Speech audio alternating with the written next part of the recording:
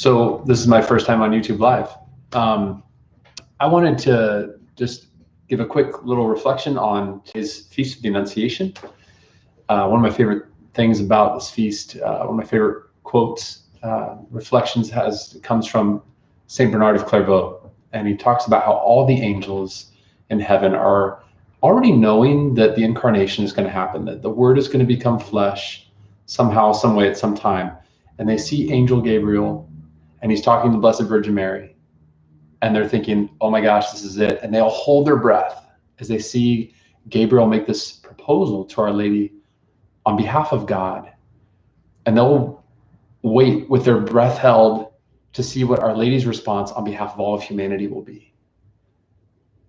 And she'll say, fiat mihi secundum verbum tuum. May it be done unto me according to your word. That's where we get that word fiat, right? Let it be done unto me according to your word. It's this whole and entire, this complete yes, this gift of herself and her openness to receive the full gift of the Lord himself. And so the angels are able to breathe a sigh of relief.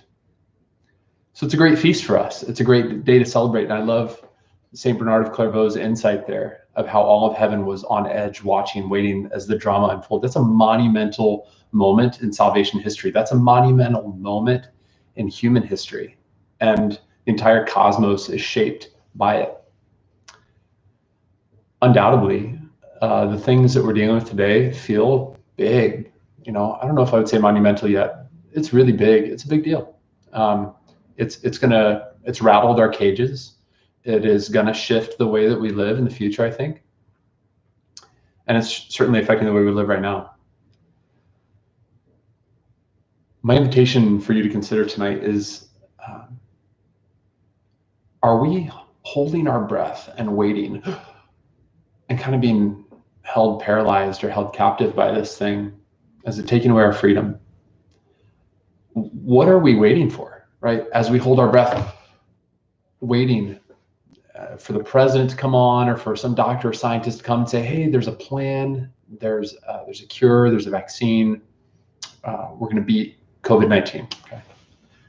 I think we will beat this virus, and I think we will be able to get back to life, hopefully better than life as usual. But in the meantime, I have to ask myself, I have to ask, I hope you'll ask yourself the same question. Where are we putting our hope?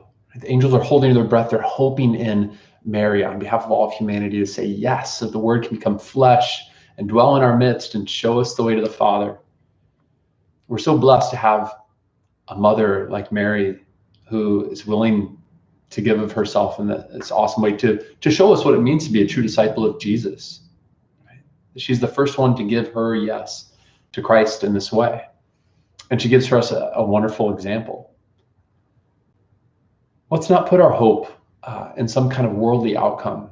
Do I want there to be a cure and a vaccine and to get back to normal? Yeah, I do. But in the meantime, let's not be paralyzed by fear. Let's not put our hope in, is somebody going to give me some kind of worldly outcomes right now? But instead, let's let ourselves, along with the angels in heaven, breathe that sigh of relief in the fact that God has deemed us worthy to give us his Son, and that he would come to us through the most blessed Virgin Mary on this great solemnity of the Annunciation.